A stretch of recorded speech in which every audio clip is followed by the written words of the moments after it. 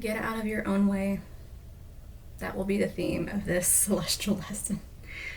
As I get out of my own way and just do this thing. Because I actually didn't want to sit here. Well, a part of me wanted to, let's just say that. So it's the first day of the feminine cycle for me and just not feeling up to par, but something deep inside, maybe my higher self, I don't know, it's like, make this video today. And something didn't resist that either, you know. I was just like, well, okay, so we'll make the video today. So I think this whole video will be about overcoming resistance, listening to the higher self, and aligning yourself with channeling creativity. Because that's what we're here to do.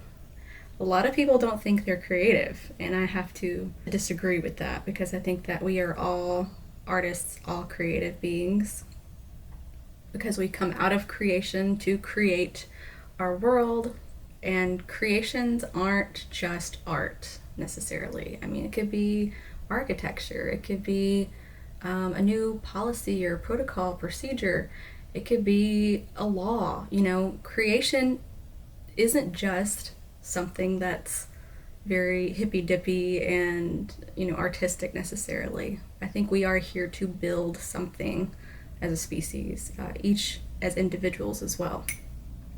And we all have the capacity in this body with these souls that we have to connect to source, to create one of a kind amazing things. And sometimes those creations overlap. It's weird how two people across the globe from each other can think of the same idea and apply for the same patent. You know, that happens apparently a lot, and it just makes you think that idea was obviously floating around in the ether somewhere, waiting for someone to pluck it out and manifest it into physical form. So it really makes you think about the plane of inspiration, ideas, and creation as a real place. Maybe a dimension that we can't see, but that we can tap into. So yeah, I think it's really important to understand how we can get in touch with that. And my last video was about intuition, and it's very similar. I think creativity and intuition kind of are the same team, just different players.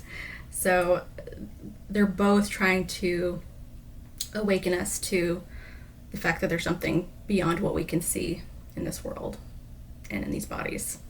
There's a whole other existence, expansive existence beyond us. And creativity and inspiration and intuition all open that door to peer beyond the looking glass. It's like Alice in Wonderland. There is so much we don't know about, but all of these things can be little peeks inside that world. So I love this topic personally because I feel I'm a creative person, and it's kind of a passion of mine to show you that you too are a creative person, more so than you may even realize. So I'm going to talk about channeling creativity and how to do that exactly. There is a how-to, and I'll talk about my experience with it and little things that have happened, and kind of how I've opened myself up to be able to switch it on purpose, to sit behind a desk even on days when you don't feel like it, but you're able to tap into inspiration. And I think that's kind of a great gift to have, and it's a good tool to utilize to be able to switch on your creativity when you need it. And to, you know, because creativity is such an abstract thing, and to combine that, to harness that with diligence and consistency and structure. Me and my friend Krista talked a lot about this before. Like, creativity is so like up in the clouds and inspiring and imagination, and only when I am inspired do I sit down and do the work.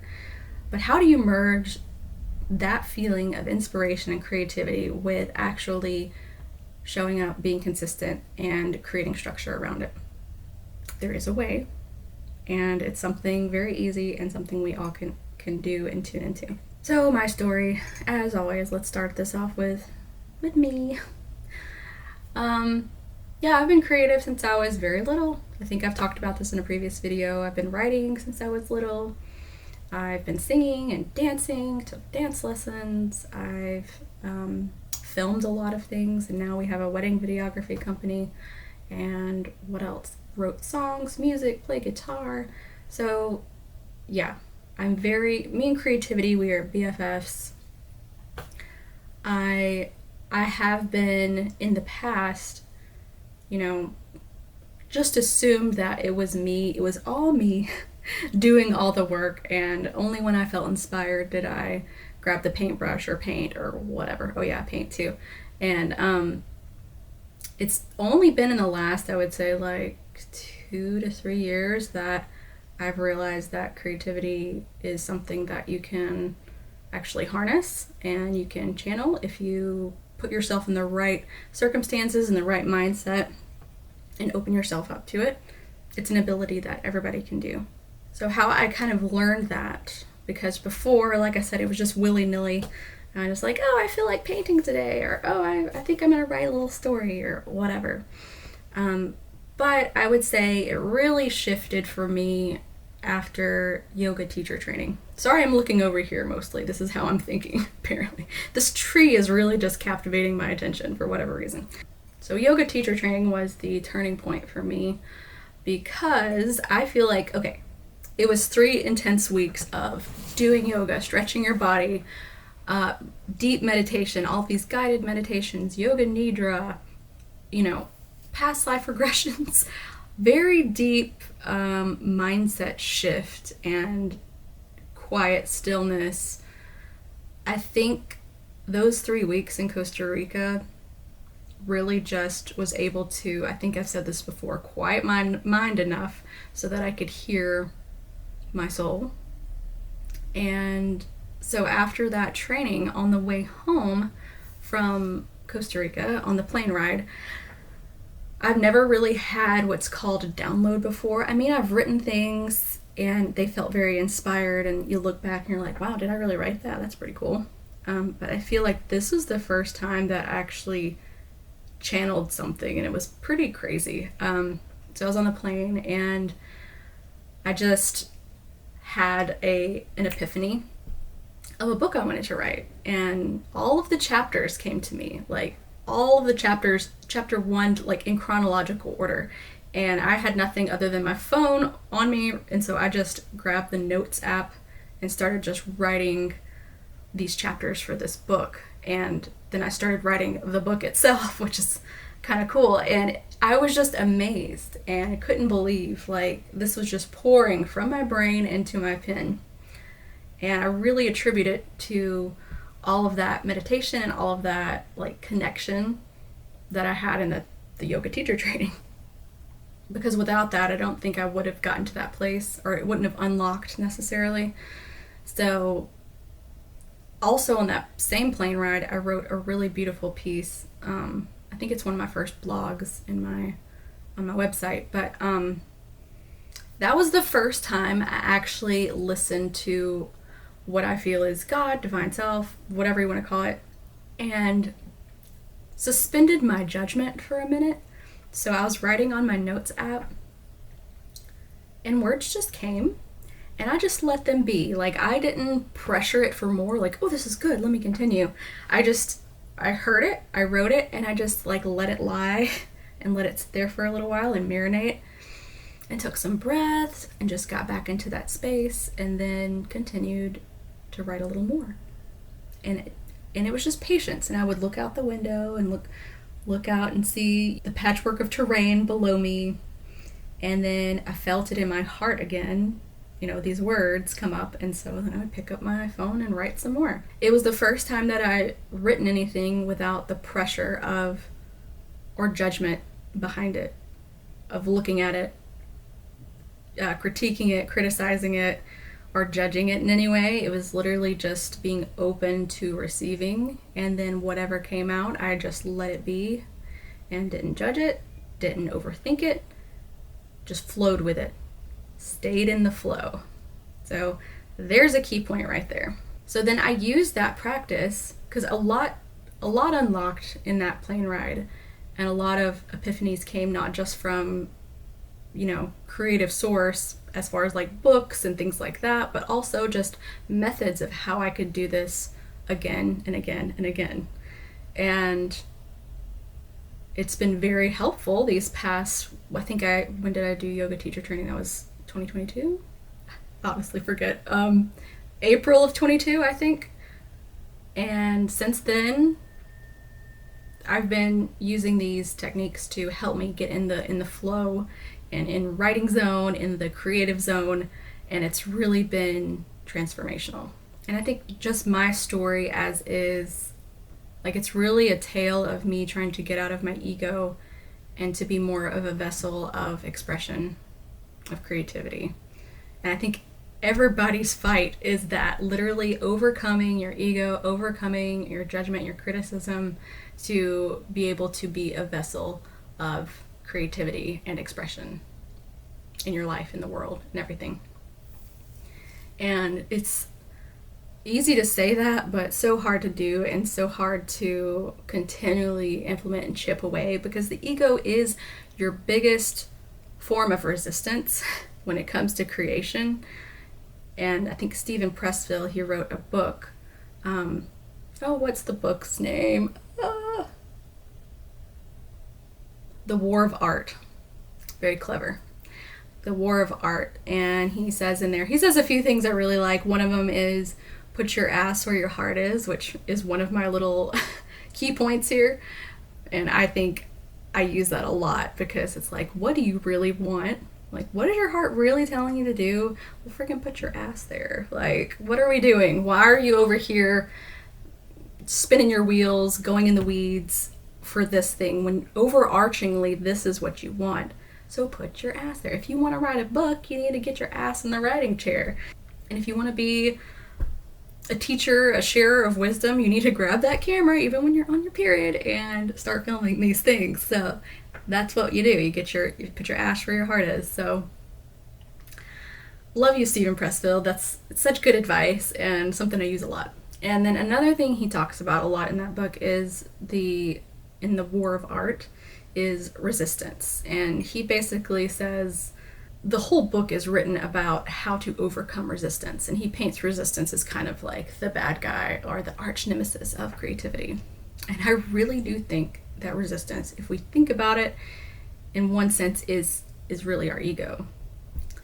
And so trying to get out of that, because what we're here to share, I think I've said this before and I've written this before, is my message needs to be louder than my fear. And what is fear but Mr. Ego rearing its ugly head and protecting us and saying, oh, don't go out there, don't express that, because people are going to think X, Y, and Z of you. You're not in a place to share your message authentically because you're afraid and because you're in your ego of being judged, of being laughed at, or whatever. And ego also prevents us from creating more. I just realized I was going to get the microphone out for this, but I totally forgot. Next time, I'm slowly improving these celestial lessons. I'm like, I got my nice Sony camera out this time. I'm like, okay, fine, I'll get the good camera.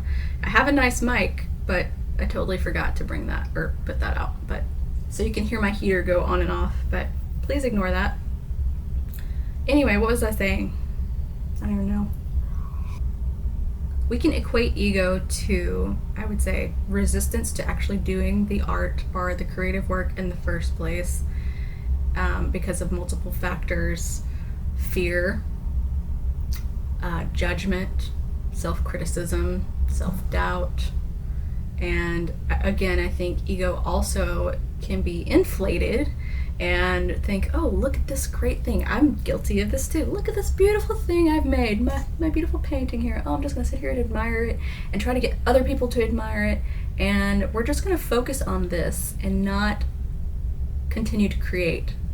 Like, okay, you wrote a nice thing, but now you got to get back in the chair and do another one. Like, well, let's not give all the praise and all the attention to the thing that's in the past. It's good to celebrate, obviously. I think it's good to be like, wow, thanks for giving me those great ideas and helping me like manifest that into the world. But don't get hung up on it and don't make it a bigger thing than it really is. It is a big thing, and it is something you should be, happy about and proud of. But again, I don't think it's to distract you or to prevent you from doing the next thing as well. So yeah, ego can be fear, blockage, or it can just be obsession over the one thing that you did. It can kind of teeter both ways. So both are ego. And yeah, my life's lesson is to just get over myself. Get over yourself. Like, just share the thing. So, quick little story too. Like, I just taught my first, or did my first, like, sound bath experience 2 days ago. Was that 2 days ago? Yeah. And, you know, I've taught yoga classes. I've done sound baths with the yoga classes. Like, I've done these before, so, but this was my first time, like, striking it out on my own and renting a space and advertising for it and having people sign up for it.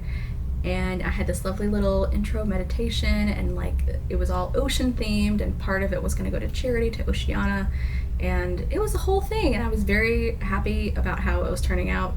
But of course, beforehand, I had to do the whole inner battle thing of like, why are you nervous? Like, why are you afraid? Just share, like, how much more effective would we be as vessels of creativity and love if we were just to get out of our own way? Like, if I literally gave 0 F's about what people think, man, I would be an unstoppable force in this world. And I can't wait to get to that point.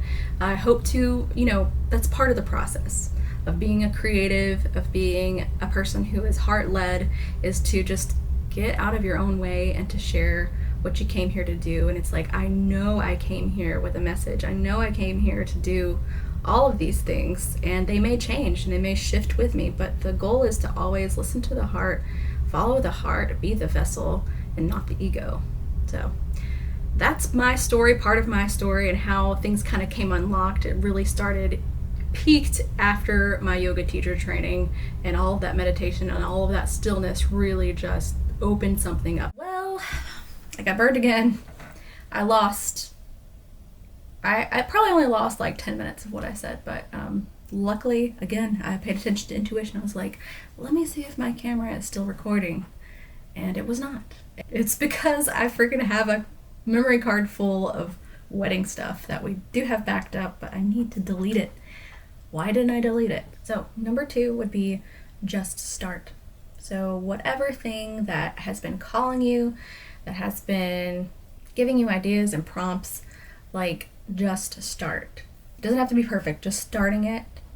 When you get that hit of inspiration, when you get that hit of like, ooh, that excitement, follow that enthusiasm and just pick up the pen or the paintbrush or whatever and just start the thing that you were just inspired to do. Because I think, again, that it chose you to create it, so the least you can do is just give it a go. And you don't have to make it perfect. You just need to begin the process. And lately I have been carrying around, well, since my whole epiphany of 2022 of, you know, unlocking that and figuring out how to make it a daily actionable thing and how to, you know, not feel pressured in it, to just be in flow of creativity, I have been writing down ideas as they come. Whereas before I did not do that. I just kind of let them come and go like an idea graveyard just in my brain. But now I'm more intentional, and I definitely take all of them into consideration, even if nothing occurs from it, or even if I'm like, yeah, maybe I'm not the person to bring that into life, but I at least gave it the benefit of the doubt and wrote the thing down. So on my phone, which I carry with me, obviously most places, there's a notes app, and in the notes app I created one called Thoughts, and it's pinned to the top, and it's super long now, but so I just basically scroll down, and if something occurs to me or an idea comes, I write it down. I jot it down in the little thoughts note. So I think just beginning the thing is showing that you care enough to begin, and you care enough to possibly see it into fruition. So wherever you are, if you want to have more ideas, or if you want, hey, how do I get in flow with creativity? I don't feel like I'm a creative person. I bet you have a lot of creative thoughts that you don't even realize you have. So you probably should just start writing them down. Just start jotting them down, because then you're acknowledging that they do come to you, and that you are creative, and that it's important to you to see these things through. And or, not just writing down ideas. If it's an actual creative process, get in the writing chair, get behind the easel, or in front of the easel, I don't know. Get somewhere by the easel so you can paint, or open your photo editing software or your video editing software and start creating videos or music or whatever. Just play and just start. Number 3 would be letting go of perfectionism and criticism. And so a little quip of mine that I wrote somewhere is, my art and my criticism cannot exist on the same page. And that is entirely true. 100% true. So whenever you're criticizing something, it cannot be authentic to really what your heart wants to express, because you are judging it and you're criticizing it, and it's not able to be vulnerable. And more than likely, you won't put it out there because you are judging it and criticizing it. And I think all true art comes from a place of non-judgment and just in service of the heart, in service of inspiration. So it shows up completely raw, completely authentic, and it doesn't care, doesn't give any concern what other people think about it, because it is just there to inspire, to be what it is. Real art is unapologetic to what it is and how it comes across. And that's why a lot of true art is very provoking, thought-provoking, and there's an air of like recognition in it, like soul recognition, like something was awoken inside of me when I read this or when I saw that painting, because it came from a place of non-judgment and no criticism. So again, you have to get over yourself and fear of what other people think or may think of you, or even what you think about it, for your art to be truly authentic and in service of for all. And for that place and plane of inspiration and ideas, it's like you have to pierce the veil of that and let it pour out and be exactly what it's asking to be. And don't put your filter of judgment on top of that. And also let it be meh. I think that's part of criticism and judgment, is just let it be your shitty first draft. That's what they say in writing. Like, write a shitty first draft, a shitty first book. Like, don't overthink it. And a lot of the times it needs to evolve. So I write poetry a lot, and so what I do is I bring I have it right here. It's exactly the book I use for my poetry, and you will see a lot of kind of starts to them, and they're not perfect, and there's a lot of marked out things, and there's a lot of just random stuff. But I sit outside, I bring my pen and paper, this is my process, and I just get started.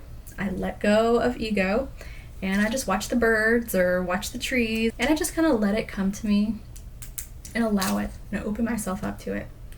And then I just write, and then, I'll look at it and be like, really? Okay. Like, it's not that good, but all right. Or whatever, or like, wow, that's amazing. It really just depends. But honestly, it's becoming. It is evolving into something. I can't judge it. I shouldn't judge it as it's in that process of evolving. So a lot of the times there will be chicken scratch here, and I'll write part of a poem or just some inspiring words that come out. And then without judgment, I take it over to my computer and let it do the rest of the work and let it be more concretely formed, because this was my shitty first draft. It's like I got started and I let go of resistance and let go of judgment and let go of criticism so that I could let things come through. And when it's at its infancy, it's good not to judge it or think it should be something else, because it's still in the process of becoming what it needs to become. So when I take it over there to the computer and I kind of wordsmith it and make it, a solid poem, then I'm like, there it is. And it wouldn't have been that if I had not written my chicken scratch outside with the pen and paper. And same thing I do watercolor paintings. So if anybody does those, like the first layer sucks. Like, it looks like a 5-year-old did it, because you're literally just putting kind of the background of everything. So there's no detail whatsoever. You have to let that dry, and then you come back and you do a little more with the next layer, and then the same thing, the next layer. It's not until like the 8th or ninth layer of this sometimes that it actually has detail and it looks like something good. At first, it does look like a 5-year-old watercolor painting, but you have to have patience in the process. And I have caught myself before. I haven't painted a whole lot since my whole revelation of everything. I should, because it's good practice, and it would really be interesting to use that as a practice to utilize all these tips, because it is a process, and painting is it's so visual, and you can see it right then and there. It's like, ooh, that's not looking good. Oh, I think I messed up. Or I would see how far I still have to go and then just get discouraged and be like, no, like I don't think I can do it. And it's disbelief in oneself too. So that's another form of criticism, is not believing in yourself as well. And another part of letting go of perfectionism and criticism is not just within yourself, and that's a whole thing to overcome as well, but like also putting yourself in environments that are nurturing, supportive, and not critical of you, especially in those early stages. And don't be around crows, idea crows. So what I mean by that is, imagine your ideas and your little hits of inspiration are just small little seeds full of potential to become a beautiful thing, a tree or a flower. So these little ideas that live within you, they're just little tender, sweet seeds, and they need nutrient-rich soil and some sunlight and all these like happy, beautiful things to make it become a thriving and flourishing plant. I like to use plant metaphors. I don't know why. It might be my Taurus rising. But you can't be around people or environments that peck at these ideas when they're in their tender infancy, and because it kills it. They're really just dream killers. So you have to be selective in who you tell your ideas to and your dreams to. Because if you got a really critical person or a very judgmental mom or husband, they are not a safe place, and they are not safe soil to, offer your ideas, because they will just knock it dead. And you're also very self-critical during that time too. So it is important to surround yourself. Either keep your dreams to yourself when they're at that early stage, or seek people out that you really can trust with them. I don't know what number I'm on anymore, so I've lost count. I think it's 4. I don't know. Anyways, whatever number I'm on, number 4 maybe, it is to open yourself up to imagination, inspiration, and play. Why children have so many ideas, and they believe in boogeymen and magical fairies and Santa Claus and all of these things that are not real but are almost like larger than life, is because they are in tune with imagination and inspiration and play. They are very heart-led in everything they do, which I think is the number one thing you can do to be an artist and to be a creative person, is to be led with the heart and have a good time, have fun. Let inspiration come to you when you are just out there enjoying your life. And when you lock on to something that is kind of fun to think about, or you're using your imagination, which is more and more rare as you get older, to use your imagination and to think these big, expansive thoughts like you did when you're little, because we want to be more realistic, and obviously we have to provide for our families and get a real job. But if you try not to let go of that little thread of inspiration and magic and imagination, it will help tether you to that other plane of ideas and source and light and love and all of those beautiful things. It's like it tethers you. If you have that imagination, if you have that sense of play and wonder and childlike spirit, I think it's much easier to tap into your creative abilities. So how I utilize this in my creative process is, if you're frustrated or just you've come up against a wall, not even frustrated, but just like feeling like, okay, I think I gotta do something else, or the spark is kind of dwindling in some kind of project, or when I'm sitting there writing and just I don't feel the joy there anymore, and I'm like, oh, I feel a little more contracted, then I go do something expansive and fun or go on a walk or take a little trip somewhere or go dance. I think dancing really opens up the body and our energy and helps us get into a good space of creativity again too. I could go into the chakra systems and all that later, but it really does help open and unblock some chakra energy too, and helps you be creative. So dancing is great. I always encourage dancing and just having a good time. Get out of the grind and into the fun times, and let life surprise you. So when you go on your walks or you go on a little adventure, just go with the expectation of, I'm going to allow inspiration and life just to inspire and mesmerize me. I'm going to find the magic in the ordinary things today. So expect magic and you will find it everywhere. Okay, I think I'm on number 5 now. So number 5 would be ask to receive. A lot of the times, I think I've talked to a couple of my creative friends and I'm like, do you guys ask like before you sit down and do your creative work to receive something or help creating it? And most people I've talked to do not, and I didn't before either. But again, I think my little awakening helped me realize, like, there are guides there. There are angels, spirit guides, God, whatever you want to call it. Like, you have divine help to get this message across. Like, this message wants to come through, not only through your soul, but there are other people, other entities cheering you on through it and really offering you a wealth of knowledge, information, and help if you ask for it. So before anything I do, I sit down, not anything, I would say most things I do, if I sit down in front of my computer or writing or creating or doing something and I get stuck, or even before that, before I even start, I will definitely ask for help. And so I just say a little prayer of whatever needs to come through. I pray that it comes through and it's for the highest good of all. I even do that before creating these videos, is I just ask for help. Like, I sometimes don't know what to say or where to be led. I do a little prep ahead of time. Like, I wrote just some bullet points, but beyond that, like what to say, I just let them guide me. And asking for help is showing that you care enough to the universe that you want this thing to be divinely guided and to be in service. They're so eager and excited to help us manifest these things in this realm of beauty and love and joy and peace into our world. Like, they want to help be the midwives of that creation and to help us in that labor process of birthing this creation into the world. So they're always there. God's always there. Your guides are there to help you in this life, to create and to be, to do, to speak, and to enjoy.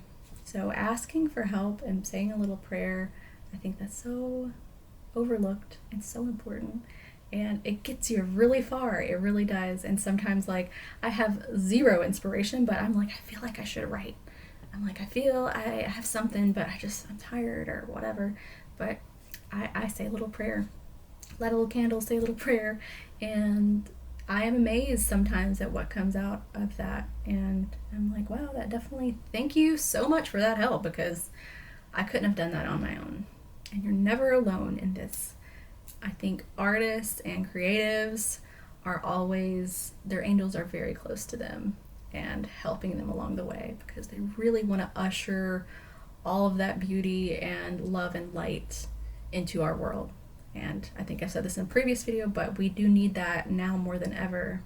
So if you are in the labor process, early stages of pregnancy of this idea creation, know that you're not alone and you're not birthing this baby alone. There's divine help to help you through that hard process, and you don't have to do it all by yourself. Okay, the next bullet point, I think it's number 6.